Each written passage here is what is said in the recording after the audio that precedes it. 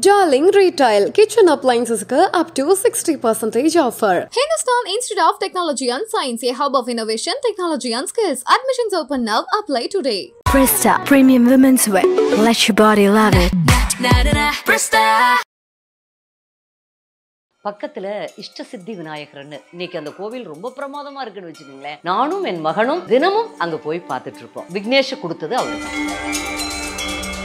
மண்ணாவும் பிடிச்சு வைக்கலாம், மஞ்சள்லையும் பிடிச்சு வைக்கலாம். நாம் விநாயகர்னு நினைச்சு பிடிச்சு வச்சு கும்பிட்டா எங்க வேணாலும் கும்பிடலாம். குளக்கரையில, வீட்டுல, எந்த இடத்துல வேணாலும் கும்பிடலாம். மிக எளிய தெய்வமாக இருப்பவர் விநாயகர். 10 வயது வரை எங்க தாத்தா எனக்கு முருகனை தவிர வேறு தெய்வம் இல்லைன்னு சொல்லி வளர்த்தாங்க. நான் சிறு வயதில் பார்த்தேன் அந்த சின்ன கோவில்ல இருக்கிற பிள்ளையாருக்கும் எனக்கும் அப்படி ஒரு உறவு உண்டு. ஸ்கூல்ல நடந்தது எல்லாத்தையும் அவர்கிட்ட சொல்லுவேன். ஏதோ அவர் பதில் சொல்ற மாதிரி நினைச்சுக்குவேன். குள்ளனே, குண்டு வயிறனே, வெள்ளி கொம்பனே, விநாயகனை தொழுவோம். பக்தி ஒருபோதும் வீணா போகாது. பக்தி ஒருபோதும் தப்பா வழி நடத்தாது. அந்த பக்தி வெறும் அன்றைய கொண்டாட்டமாக போய்விடக்கூடாதுன்னு நான்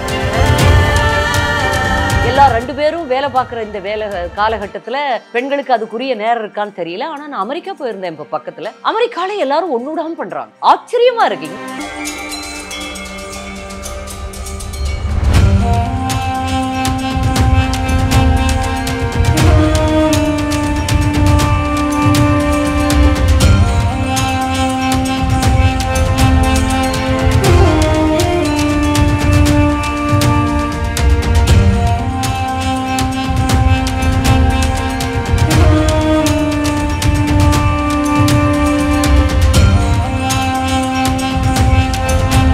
இன்று நம்முடன் நிர்மலா பெரியசாமி அவர்கள் நம்மோடு இணைந்துள்ளார். வணக்கம் மேம். வணக்கம். எப்படி இருக்கீங்க? நல்லா இருக்கேன். முதல்ல உங்களுக்கு விநாயகர் சதுர்த்தி நல்வாழ்த்துக்கள். ரொம்ப ரொம்ப நன்றி. உங்களுக்கும் வாழ்த்துக்கள். விநாயகருக்கு சொல்ல முடியாது, நம்ம எல்லாருமே விநாயகருடைய அந்த அருள் ஆசியில் அந்த துளிகளில் ஒருத்தருங்கிறதுனால நம்ம ஆன்மாலாம் கனெக்ட் ஆயிருக்குல்ல, அதனால நம்மளுக்கு நம்மளே சொல்லிக்கலாம். கரெக்ட் தான். நிறைய தளங்கள்ல, அரசியல் தளங்கள்ல, சமூகம் சார்ந்த உரையாடல்கள்லாம் நிறைய பார்த்துக்கிட்டு இருக்கப்ப இப்போ நம்ம கலாட்டா டிவைன் வழியாக நிறைய ஆன்மீக உங்களுடைய சொற்பொழிவுகளும் பார்க்குறோம். இப்போ முதல்ல இந்த விநாயகர் வழிபாடு உங்களுடைய பார்வையிலேருந்து மேம். பிள்ளையாரை பற்றி பேசுகிறப்போ அவருக்கும் எனக்கும் உள்ள சின்ன வயசு ஈடுபாடு மட்டுமல்ல, திருமணம் ஆனதுக்கு பிறகு கன்சீவ் ஆன நாள்ல இருந்து ஒவ்வொரு தினமும் அங்கே அடையாறில் வெங்கட்ரத்னம் நகரில் குடியிருந்தோம். பக்கத்தில் இஷ்டசித்தி விநாயகர்னு இன்னைக்கு அந்த கோவில் ரொம்ப பிரமாதமாக இருக்குன்னு வச்சுக்கோங்களேன். ரொம்ப அழகாக கும்பாபிஷேகம் பண்ணி ரொம்ப நித்தியப்படி பூஜைகள்லாம் ரொம்ப சிறப்பாக நடக்குது. சுற்றி சுற்றி பிள்ளையார் தான் எங்கே பார் இருப்பாங்களே. அதில் அந்த இஷ்டசித்தி விநாயகர் கோவிலுக்கு ஒவ்வொரு தினமும் நான் போவேன். வேண்டி மகனாக பிறந்தப்போ அவர் பேரையே வச்சேன், விக்னேஸ்வரன் அப்படின்னு சொல்லி அவருடைய பேரையே வச்சோம். அதே போல் மகன் வளர்ந்து பள்ளிக்கு செல்லும் வரை ஒவ்வொரு தினமும் அவனை அழைத்து கொண்டு போவேன். ஒவ்வொரு நாளும் கூட்டிகிட்டு கோயில் போய் பிள்ளையார் கோயிலில் போய் சாமி கும்பிட்டு வருவேன். அதுக்கப்புறம் மந்தவெளியில் இருந்தப்போ சுந்தர விநாயகர்னு பக்கத்தில் இருந்தார், அவரை போய் கூட்டிகிட்டு போய் பார்க்கப்பேன். நானும் என் மகனும், கணவர் அவ்வளோ தூரம் கோவிலுக்கு வருவாங்கன்னு சொல்ல முடியாது, ஆனால் நானும் அவனும் ஒவ்வொரு தினமும் அங்கே போய் பார்த்துட்ருப்போம். அவரோட எனக்கு ஒரு பெரிய கனெக்ஷன் விக்னேஷை கொடுத்தது அவர் தான். அதாவது மிக எளிய தெய்வம் விநாயகர் பெருமான். மண்ணாவும் பிடிச்சு வைக்கலாம், மஞ்சள்லையும் பிடிச்சு வைக்கலாம். நாம் விநாயகர்னு நினச்சி பிடிச்சு வச்சு கும்பிட்டா எங்கே வேணாலும் கும்பிடலாம்.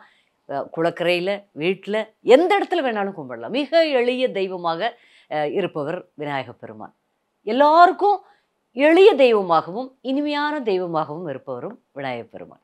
பார்த்தா இப்போ யானை முகம் இருக்கிறப்போ, யானை பாருங்களேன், அனிமல்ஸ்லேயே விலங்குகளில் அவ்வளோ பெரிய உருவம், ஆனால் ஒரு குழந்தை மாதிரி தெரியும். எனக்கு அப்படி தெரியும், உங்களுக்கு எப்படி தெரியுதுன்னு தெரியல.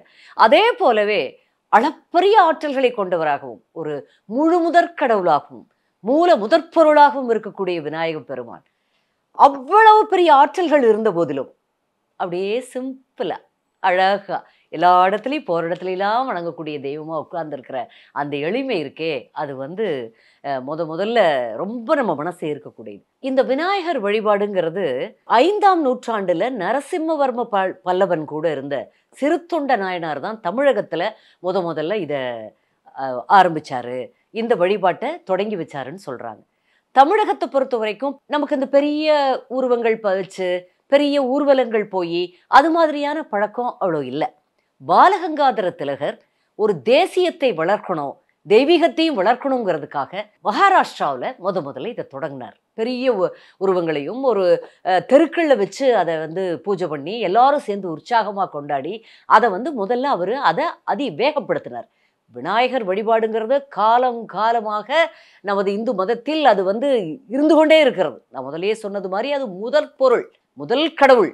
அவரை வணங்கிட்டு தான் வேற எல்லா தெய்வமே வணங்கணும். விக்னேஸ்வரர் அவர், விக்னங்களை போக்கக்கூடியவர், தடைகளை தகர்க்கக்கூடியவர். அதனால முதல்ல அவர்கிட்ட வணங்கி அவர்கிட்ட உத்தரவு வாங்கிட்டு எதை செஞ்சாலும் அது சிறப்பாக இருக்கும். வழிபாட்டுக்கு கூட முதல்ல அவரை கும்பிட்டுட்டு தான் மற்றபடி கும்பிடணும் அப்படிங்கிறது இருக்கு. பாலகங்காதர திலகர் நான் சொன்ன மாதிரி ஒரு தொலைநோக்கு பார்வையில், ஒரு பொது பார்வையில் இதை வந்து அதிகமாக பிரபலப்படுத்துறார். அது இப்போ கொஞ்சம் கொஞ்சமாக தமிழகத்தில் நமக்கு வந்து அப்போது பெரிய பிளாஸ்டர் ஆஃப் பாரிஸில் பண்ணி பெரிய பெரிய ஊர்வலங்கள் கொண்டு போய் கடலில் கரைக்கிற பழக்கம்லாம் எனக்கு சிறு வயதில் கிடையாது. நீங்கள்லாம் பார்த்துருப்பீங்க. இப்போ ஒரு சில 10 வருடங்களாக தான் அது வந்து ரொம்ப ரொம்ப பிரபல்யமாக, ரொம்பவும் சிறப்பாக பெரிய ஊர்வலங்களாக கொண்டாடப்படுது. தமிழகத்தை பொறுத்த வரைக்கும் வீடுகளில் சின்ன மண் பிள்ளையார், வெளியில் ஊருக்கு பொதுவாக ஒரு கொஞ்சம் பெரிய சைஸ் மண் பிள்ளையார், மண்ணில் தான் பிள்ளையார் பிடிப்பாங்க, வச்சு கும்பிடுவாங்க. அதை கொண்டு போய் பக்கத்தில் இருக்க நீர்நிலைகளில் கரைச்சிருவாங்க. அது ஒரு விதத்தில் ஒரு என்விரான்மெண்டல் சுற்றுச்சூழலை பொறுத்த வரைக்கும் பார்த்தா அது நம்மளுக்கு தமிழகத்தில் எப்போவுமே அதை கரெக்டாக பண்ணியிருக்காங்களோ அப்படின்னு தோணுது. எல்லாருமே மண் பிள்ளையார் பிடிச்சா நல்லது, நம்ம குயவர்களுக்கும் பெரிய வேலை கிடைக்கும். இந்த மாதிரி பெரிய பிள்ளையார்களே மண்ணிலேயே பிடிச்சாங்கன்னா சுற்றுச்சூழலுக்கும் பிரச்சனை இல்லை, இதுக்கு எல்லாருக்கும் வேலை கிடைச்ச மாதிரி இருக்கும்னு நமக்கு அது. இப்போ ரெகுலேஷன்ஸ்ல ஒரு சின்ன மாற்றம் வந்து காகித கூழ்ல பண்றாங்க. காகித கூழும் மரவள்ளி கிழங்கு கூழையும் சேர்த்து மோல்டு பண்ணி அதுல அது மாதிரி பண்ணா பரவாயில்ல, ஏதோ ஒண்ணு அது மாதிரி பண்ணலாம் பரவாயில்ல. அதை விட மண்ணுல பண்றது, மண்ணுக்கு ஒரு ஆகர்ஷண சக்தி இருக்கு. சிலைகள் வந்து கருங்கல்ல அதுக்குன்னு இருக்கிற கற்கள்ல பண்ணி அது வந்து ஒரு அதுக்குன்னு தானே பண்றாங்க. அது வந்து அந்த பிரபஞ்சத்தில் இருக்கக்கூடிய சக்தியை ஈர்க்கக்கூடிய ஒரு பவர் இருக்கும்னு நினைக்கிறேன். அது மண்ணுக்கு நிச்சயமா இந்த கூழை விட மண்ணுக்கு அதிகமா இருக்கும். அதை விட இதுலயும் வேலை கிடைக்கும் நிறைய பேருக்கு. மண்பாண்ட தொழிலாளர்களுக்கு பெரிய அளவில் வேலை கிடைக்கும். அது வந்து ஒரு ஆசையா, ஒரு ரிக்வெஸ்டா நம்ம இதுல நம்ம பேசுறோம். 10 வயது வரை எங்க தாத்தா எனக்கு முருகனை தவிர வேறு தெய்வம் இல்லைன்னு சொல்லி வளர்த்துட்டாங்க. எங்க அப்பாவோட அப்பா முருகனை தவிர வேற தெய்வத்தை கும்பிடவே கூடாது, அதாவது முருகன் தான் தெய்வம்னே சொல்லி வளர்த்துட்டாங்க. ஆனா நினைவு தெரிஞ்சு 10 வயதிற்கு மேல் எல்லா தெய்வங்களையும் கொஞ்சம் கொஞ்சமா கும்பிட ஆரம்பிச்சோம். அப்போ எங்க ஊர்ல ஒரு பிள்ளையார் கோயில் இருக்கு, அதுக்கெல்லாம் போவோம், பூஜை பண்ணுவாங்க. அந்த பிள்ளையாருக்கும் இப்போ அதை இடிச்சிட்டு அந்த கோவிலை இன்னும் அழகாக நல்ல கருங்கல்ல ரொம்ப ஜம்முன்னு கட்டியிருக்காங்க. நல்லா சேர்ந்து அதை ரொம்ப நல்லா கட்டியிருக்காங்க. ஆனா எனக்கு இந்த பிள்ளையாரை விட நான் சிறு வயதில் பார்த்தேனே அந்த சின்ன கோவிலில் இருக்கிற பிள்ளையாருக்கும் எனக்கும் அப்படி ஒரு உறவு உண்டு. அவர் வந்து எந்நேரம் போய் அவரோட உட்காந்துருப்பேன். ஒரு 10 வயதுக்கு மேலே அவர் கூட பேசிக்கிட்டே இருப்பேன். ஏன்னா அவர் அண்ணனாச்சே. முருகன் எனக்கு தம்பினா, சிவபெருமான் எனக்கு அப்பானா, பார்வதி தேவி எனக்கு அம்மானா, இவர் எங்கள் அண்ணன், முருகனுக்கு அண்ணன் எனக்கும் அண்ணன். அப்படி வச்சுட்டு அவ்வளோ ஒரு நெருங்கிய உறவோடு அவரோட எப்பவும் பேசிக்கிட்டே இருப்பேன். இங்கே தனியாக ஒரு உரையாடல் அவருக்கும் எனக்கும் நடந்துக்கிட்டே இருக்கும். எல்லாத்தையும் சொல்லுவேன், ஸ்கூலில் நடந்தது எல்லாத்தையும் அவர்கிட்ட சொல்லுவேன். ஏதோ அவர் பதில் சொல்கிற மாதிரி நினச்சிக்குவேன். அப்புறம் கொஞ்சம் வளர கொஞ்சம் ஓரம் தெரிய எங்கள் மாமா பொண்ணு சித்ரான் ஊரில் தான் இருக்காங்க. அப்புறம் எங்கள் பெரியப்பா பொண்ணு பேபிகான்னு சொல்லுவோம். அவங்க எல்லாம் போட்டுக்கிட்டு மார்கழி மாதம் கோலம் போடுவோம். நான் அவங்களெல்லாம் விட சின்ன பொண்ணு இருந்தாலும் நானும் பெரிய கோலம், அவங்கள விட உன்னை விட நான் பெரிய கோலம், உன்னை விட நான் பெரிய கோலம்னு பெரிய கோலம், கலர் கோலம் கோயில் முன்னாடியும் போடுவோம், வீட்டு முன்னாடியும் போடுவோம். மார்கழி மாதத்தில் லீவில் ஊருக்கு போகிறப்பெல்லாம் ரொம்ப பிரமாதமாக அதை கொண்டாடிட்டு இருப்போம். விநாயகர் சதுர்த்தியும் கிராமத்தில் எங்கள் பெரியம்மா ஒருத்தர் ரொம்ப நல்லா பண்ணுவோம். அதாவது பக்தி, நான் முதலியே ஒரு இன்டர்வியூவில் சொல்லியிருக்கேன், என் ஃபேமிலியில் எல்லாருமே இயல்பாகவே ரொம்ப பக்தியானவர்கள். ஜீவசமாதி அடைஞ்ச எங்கள் முப்பாட்டினார் இருந்தாங்க. அதனால எல்லாருமே ரொம்ப சிறப்பாக பூஜைகள் பண்ணுவாங்க. அருமையான பாடல்கள் பாடுவாங்க. எங்கள் அத்தை பொண்ணெல்லாம் ரொம்ப பிரமாதமும் பாடுவாங்க. அப்புறம் அழகாக பாட்டு, அந்தந்த தெய்வங்களுக்குரிய பாட்டு. பிள்ளையாரை பொறுத்த வரைக்கும் ரொம்ப குட்டி வயசில் முதல்ல சொல்லி கொடுக்குற பாட்டு எனக்கு முதல்ல சொல்லி கொடுத்தாங்க. அடுத்து நான் என் பேத்திக்கு சொல்லி கொடுக்குறேன். இப்போ பேரனுக்கு சொல்லி மனப்பாடம் பண்ணுறதுக்கு நான் ட்ரை பண்ணிக்கிட்டு இருக்கேன். குள்ளனே குண்டு வயிறனே வெள்ளி கொம்பனே விநாயகனை தொழுவோம். எளிமையான பாட்டு. ஆனால் அப்படியே அந்த விநாயகப் பெருமான் வந்து முன்னாடியே நிற்கிற மாதிரி நமக்கு வந்து ஒரு பிரியம் வந்துடும். இப்போ கொஞ்சம் அதிகமாகவே தெரியும், விநாயகராகவல் படிக்கிறோம், நிறையா எல்லாம் படிக்கிறோம். ஆனால் அதை எல்லாத்தையும் விட இந்த குட்டி பாட்டு எனக்கு வந்து ரொம்ப மனசுக்கு நெருங்கியது. என் பேத்தியும் ரொம்ப அழகாக சொல்லுவாத. எல்லாருமே அப்புறம் எல்லா தெய்வங்களுக்குரிய சின்ன சின்ன பாட்டுக்களை நம்ம சொல்லி கொடுக்குறோம். அது நம்ம குடும்பங்களில் வழக்கம் இல்லையா? அது நிச்சயமா யாராவது விட்டு போயிருந்தா அதை எல்லாருமே செய்யணும். ஒரு எந்தெந்த தெய்வங்களை வணங்குறோமோ அந்த தெய்வங்களுக்குரிய தெய்வங்கள்ல வேறுபாடு இல்லை. ஒவ்வொரு தெய்வருக்கும் ஒரு சிறப்பு இயல்பு நம்ம மதத்துல சொல்லியிருக்காங்க. எல்லாமே எல்லாரும் ஒண்ணுதான். கடைசியா எல்லாமே எல்லாம் வேற மதங்கள்ல கூட ஒண்ணு வித்தியாசம் இல்லை. எல்லாருமே போற இடம் ஒண்ணுதான். மார்க்கங்கள் வேறையா இருக்கலாம். ஆனா நம்ம இப்ப நம்ம வழிபாட்டை பத்தி பேசுறதுனால நம்ம விநாயகரை பத்தி சிறப்பா பேசுறோம்.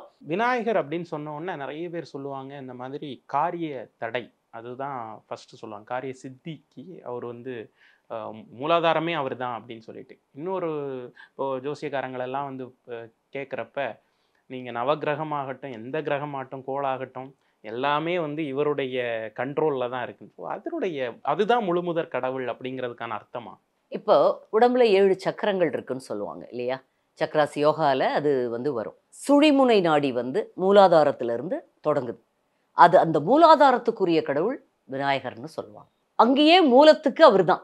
அங்கிருந்து தான் அந்த சுழிமுனை நாடி எழுந்திருக்க உங்களுடைய யோகிக் பவர் கூட கூட கூட ஒவ்வொரு சக்கராவா தாண்டி ஒவ்வொரு சக்கரமா நீங்க வந்து சகஸ்திராரத்துல 1000 இதழ் தாமரை இருக்குன்னு சொல்லுவாங்க.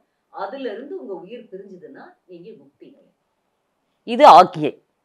இதுவும் ரொம்ப இந்த அளவுக்கு வந்துட்டா ஞானிகள்லாம் தெரியுது பாருங்க. முக்காலம் உட்கார்ந்த இடத்துல எல்லாத்தையும் உணரக்கூடிய, அத்தனையும் காணக்கூடிய, அவங்க சொல்றதெல்லாம் பறிக்கக்கூடிய மிகப்பெரிய இறைநிலை கிட்ட இந்த இடத்துல சக்கரத்தில் இந்த சக்கரா எந்திரிக்கிறப்போ இந்த இடத்துக்கு வந்துட்டாலே, ஆக்கியைக்கு வந்துட்டாலே அது ஆக்டிவேட் ஆயிட்டுதுன்னா அந்த பவர் உங்களுக்கு வந்துடும். விசுத்தி, அநாகதம் எல்லாமே. அநாகதம் இதயத்துல இருக்கு. விசுத்திங்கிறது இங்க தொண்டைக்குழியில இந்த இடத்துல, தொண்டைக்குழிக்கிட்ட இந்த இடத்துல ஏதோ ஒரு இடத்துல இருக்கு. அப்புறம் சுவாதிஷ்டானம், மணிபூரகம் எல்லாம் தொப்புள்ளையும் அதற்கு கீழையும், அதற்கும் கீழே இது வந்து மூலாதாரம் இருக்கு. அந்த மூலாதாரத்தினுடைய கடவுள் விநாயகர்னு வச்சதுனாலேயோ என்னமோ அவர் தான் ஸ்டார்டிங் பாயிண்ட். அவர் தான் தொடக்கம். அவர் தான் எல்லாவற்றையும் மனிதனுடைய மேம்பட்டு, மனிதனுடைய இறுதி நிலைங்கிறது இறைவன் அடையிறது. நான் வந்து அதை மரணம்னு சொல்றது இல்லை. நம்ம வந்து ஒரு நல்ல நாள்ல நம்ம அதை பத்தி நம்ம பேசல. ஆனா இந்த உடலை விடுவது அப்படியே விட்டுட்டு போயிடுறது இல்லை. யோகிகள் என்ன சொல்லியிருக்காங்க? உடலை விடுவது என்பது இன்னொரு உடல் எடுப்பது, இல்லை இன்னொரு பிறவி எடுப்பது. நல்ல மேம்பட்ட பிறவிங்கிறது இறைவன் அடையிறது. அதுக்கு பெரிய கஷ்டப்படணும், ரொம்ப பிறவிகள் எடுக்கணும், நிறைய சிரமப்பட்டு தான் அதுக்கு ஒரு பிறவியில ஓரிரு பிறவிகள்ல நடந்துறாது. மிகப்பெரிய துறவிகள், மிகப்பெரிய யோகிகள்னு சொல்றவங்க கூட அந்த இறைநிலையை அடைஞ்சாங்களாங்கிறது தெரியாதுன்னு சொல்லுவாங்க. அதுல ரவுண்ட் நிறைய ரவுண்டு, அதெல்லாம் நான் படிச்சிருக்கேன். பாத்தீங்கன்னா இறைவனை விட்டு கபீர்தாசர் மாதிரியான மிகப்பெரிய யோகிகள் கூட அந்த லைன்ல இருந்து ஒரு 4வது 5வது இடத்துல தான் இருக்காங்கன்னு சொல்லுவாங்க. எனக்கு தெரிய நம்ம 11 சித்தர்கள் அந்த நிலையை அடைஞ்சவங்க. 11 சித்தர்களும் அந்த நிலைக்கு போனவங்க. இறைவனே ஆனவங்க, இறைநிலையே அடைஞ்சவங்க. இறைவனுக்கும் அவர்களுக்கும் வேற வித்தியாசம் இல்லை. இறைவன் ஒரு தனி உருவம் இல்லை. என்னுடைய அண்டர்ஸ்டாண்டிங் இறைவன் தனி உருவம் இல்ல. இறைவன்கிறது ஒரு ஆற்றல், இயற்கைன்னு வச்சுக்கலாம். இஸ்லாத்துல உருவமில்லாத கடவுள், அதுதான் அல்டிமேட். ஆக்சுவலி அதுதான் அல்டிமேட்டு. ஆனா எல்லாத்தினாலையும் அந்த அடைய முடியாது, எல்லாத்தினாலையும் அதோட ரிலேட் பண்ணிக்க முடியாது இல்லையா? பல்வேறு ரூபங்களையும் இறைவன் இருக்கிறான். தூணிலும் இருக்கிறான், துரும்பிலும் இருக்கிறான், எங்கும் வியாபித்து நிறைந்து இருக்கிறான். ஆம்னி பொட்டன்ட், ஆம்னி பிரசன்ட்னு சொல்லுவாங்க. எல்லாத்துலயும் நிறைஞ்சிருக்கான், எல்லாத்துக்குள்ள இருக்கான், உங்களுக்குள்ள இருக்கான், எங்களுக்குள்ள இருக்கான். ஆனா அந்த அண்டர்ஸ்டாண்டிங், நம்ம அதை எவ்வளவு தூரம் உணர்றோங்கிறது, அது நம்மளுடைய கர்ம பலன்ல, நம்மளுடைய புண்ணிய பலன்ல நாம் எவ்வளவு தூரம் இறைவனுக்காக உழைத்திருக்கிறோமோ அதை பொறுத்து, நம் முன்னோருடைய வினைகளை பொறுத்து நமக்கு அந்த வெளிச்சம் கொஞ்சம் கொஞ்சமாக காட்டப்படுகிறதுன்னு நான் நினைக்கிறேன். கொஞ்சம் நான் இவ்வளவு புத்தகங்கள் படிச்சதுல உள்ளுக்குள்ள நாம உணர்ந்ததுல எனக்கு புரியறது இதுதான் உண்மையான ஆன்மீகம். அதாவது இறைவனை எல்லா ரூபத்திலையும், உயிரொற்ற பொருள், உயிர் இல்லாத பொருள். இந்த வீடு இருக்கு, இது எங்களோட வீடு. இதில் இருக்க இந்த வெறும் பிளாஸ்டிக் பூவும் எங்களுது தான். இதில் இருக்கிற எல்லா சகலமும் எங்களுது தான். கல்லு மண்ணும் எங்களுது தான். உயிருள்ள செடிகளும் எங்களுது தான். உயிருள்ள விலங்குகளும் எங்களுது தான் இல்லையா? ஆஃப்டர் ஆல் ஒரு வீடு நமக்குங்கிறப்போ அப்படின்னா, அண்ட சராசரங்களையும் படைத்து காத்து ரட்சித்து அருளும் அந்த ஆண்டவனுக்கு அவனுடையது இங்க எல்லாம். நமக்குன்னு ஒன்றும் இல்லை. எல்லாரும் என்னதுன்னு படத்துக்கு அலையிறப்போ, பதவிக்கு அலையிறத பார்த்தா எனக்கு வேடிக்கையா இருக்கும். அடேங்கப்பா, இது எதுக்கு இவ்வளோ தூரம், இதெல்லாம் வந்து இதை போய் எதுக்காக இவ்வளோ பற்று, இது எதுவுமே உங்களுது இல்லை. எதை நீங்க ரொம்ப உங்களுக்குன்னு நினைப்பீங்க? உங்க உடம்பு இல்லையா? விவேக் அப்படின்னா யாரு? நிர்மலானா யாரு? இந்த உருவம். அதே நம்மளது இல்லையே. நம்ம கேட்டு இந்த உருவம் நமக்கு வரல, நம்ம கேட்டாலும் இது இங்க இருக்க போறது இல்ல. இந்த உடலே நமக்கு இல்லைங்கிறப்ப வேற என்னத்தோட நீங்க அப்படி ரிலேட் பண்ணிக்குவீங்க? இங்க எதுவுமே நம்மளது இல்லை. கணவன், மனைவி, பிள்ளைகள், உற்றார், உறவினர், தகப்பன், தாய் எல்லாமே இந்த பிறவியில இருக்காங்க. முற்பிறவியில யாரு, அடுத்த பிறவியில யாரா இருக்க போறாங்க, எதுவும் நமக்கு தெரியாது. பிறவி இருக்கா இல்லையா அதுவும் தெரியாது. நம்மளுடைய வேத நூல்கள், நம்மளுடைய பெரியவர்கள், சித்தர்கள் எல்லாம் சொல்லிட்டு போயிருக்கிறதுனால அதை அந்தராத்மாவில் அனுபூதியில் எனக்கு கொஞ்சம் உணரக்கூடிய ஒரு தன்மை எனக்கு உணர வைக்கிறாங்க. இது இருக்குது அப்படிங்கிறத பல ஆண்டுகளுக்கு முன்னால இது இப்படித்தான் இருக்கணும். ஒருவேளை நான் வணங்குற தெய்வங்கள், என்னுடைய சித்தர் பெருமக்கள், எனக்கு வழிநடத்தக்கூடியவர்கள், அவங்க அதை சொல்றதுனால நான் நானும் உணர்றேன். சொன்னதுனால மட்டுமல்ல, நானும் உணர்கிறேன். அதனாலதான் இது இப்படி பிறவி இருக்கு, அடுத்த பிறவியில் இன்னும் மேம்பட்ட பிறவியா இருக்கும், அதற்குத்தான் முயற்சி பண்ணணும்னு நான் போய்கிட்டு இருக்கேன். எல்லாருக்குமே அதான் எனக்கு வேடிக்கையா இருக்கும். இந்த மாதிரியான பண்டிகைகள் விவேக், நீங்க சிறு வயதா இருக்கிறதுனால, இளைஞராக இருக்கிறதால சொல்றேன், இந்த மாதிரியான பண்டிகைகள்லாம் ஏதோ இன்னைக்கு பண்ணோம், ஆஹா கொழுக்கட்டை, இனிப்பு கொழுக்கட்டை, கார கொழுக்கட்டை, எல்லாம் வடைகிடை சுட்டோம், எல்லாம் பண்ணோம், அருமையா கும்பிட்டோம், எல்லாருக்கும் ஒரு பக்தி உணர்வு. பக்தி ஒருபோதும் வீணா போகாது, பக்தி ஒருபோதும் தப்பா வழி நடத்தாது, தப்பா வழி நடத்தக்கூடாது. உண்மையான பக்தி, அந்த பக்தி வெறும் அன்றைய கொண்டாட்டமாக போய்விடக்கூடாதுன்னு நான் நினைக்கிறேன். விநாயகர் வழிபாடு என்பது, விநாயகரை வழிபடக்கூடிய தத்துவம் என்பது எதை நோக்கி செல்ல வேண்டுமோ அதை பண்ணணும். குறைந்தபட்சம் மூலாதாரத்தை, உங்களுடைய சக்கர உடலில் இயங்கக்கூடிய அந்த சக்கரங்களை பற்றி கொஞ்சமாவது அறிவு பெற்று அதற்கு அதை இன்னும் சரி பண்ணிக்கணும். ஒவ்வொன்றும் சரியா வேலை பார்த்ததுன்னா மனசு தெளிவா இருக்கும், உடம்பு தெளிவா இருக்கும். குறைந்தபட்சம் அந்த அப்புறம் அது ரெண்டும் சரியா இருக்கிறப்ப ஒரு ஆத்ம வெளிச்சம் கிடைக்கும். இதை நோக்கி கொஞ்சம் கொஞ்சமாக அவரவர் எண்ணங்களின் தகுதிக்கேற்ப நம்மளை நாமளே உயர்த்திக்கணும், தராதரத்தோட உயர்த்திக்கணும்னு சொல்லி நான் எதிர்பார்க்கிறேன். விநாயகர் வழிபாட்டினுடைய தத்துவமும் அதுவாகத்தான் இருக்க முடியும். எல்லா தெய்வங்களுமே ஒரு காலத்தில் இன்னைக்கு ஜீசஸ் கிரைஸ்டை போல, முகமது நபிகளை போல எல்லாரும் வாழ்ந்து அவங்க இறைவன் ஆயிட்டாங்க. அது மாதிரி நமக்கு இன்னும் 10,000 ஆண்டுகளுக்கு முன்பு சித்தர்களும் எவ்வளோ தெய்வங்களும், இப்போ கண்ணபிரான் வாழ்ந்ததாக, ராமபிரான் வாழ்ந்ததாகத்தான் நம்ம இருக்கிறோம். ராஜாவாக இருந்திருக்காங்க அவங்க. இப்படித்தான் வாழணும்னு வாழ்ந்தவங்கலாம் தெய்வமாயிருக்காங்க. பல வருடங்கள் பல்லாயிரம் ஆண்டுகள் கழித்து நல்ல நோக்கத்தை நோக்கி நாமும் நம் பிறவியை மேம்படுத்தி கொள்ளணும் அப்படிங்கிற நோக்கத்தோடு இந்த மாதிரியான விழாக்களை, பண்டிகைகளை கொண்டாடணும். வெறுமனை நான் இந்து, நான் முஸ்லீம், நான் கிறிஸ்டியன், அது மட்டுமே கொண்டாடினா அதனுடைய தாத்பரியம் வீணா போயிடும். உங்களுடைய சிறு வயதுல விநாயகர் சதுர்த்தி எப்படி இருந்ததுன்னு சொன்னீங்க. இங்க சென்னையில ஒவ்வொரு வருடம் உங்களுடைய வீட்டுல விநாயகர் சதுர்த்தி கொண்டாட்டம் எப்படி? நாம எல்லா பண்டிகைகளையுமே விடாம நான் பண்ணுவேன். எல்லாத்துக்குமே என்னால் முடிஞ்ச அளவுக்கு பூஜை அறையை சுத்தம் பண்றது, வீடு முழுக்க சுத்தம் பண்றது, அப்புறம் அழகா கொஞ்சம் அலங்கரிக்கிறது, தோரணங்கள், மாவிளைகள், நீங்க பார்த்துருப்பீங்க, கோலம் போடுறது, இது எல்லாமே நாங்க சிறப்பா கிருஷ்ண ஜெயந்தி, அதே மாதிரி நவராத்திரிக்கு முழுமையாக என்னுடைய தோழிகள் நிறைய வீட்டில் கொலு வச்சு அம்பாளை நல்லா அழகா அலங்காரம் பண்ணி எல்லாரையும் வர வச்சு சுண்டல் இதெல்லாம் கொடுப்பாங்க. அதுவும் இப்பெல்லாம் ஒரு நாள் சொல்லி டைம் சொல்லி அந்த டைம்ல போய் வாங்கணும். முந்தியெல்லாம் எனக்கு சின்ன வயசுல மெட்ராஸ்ல வந்தப்பெல்லாம் எப்போ வேணாலும் போகலாம் அந்த 9 நாள்ல.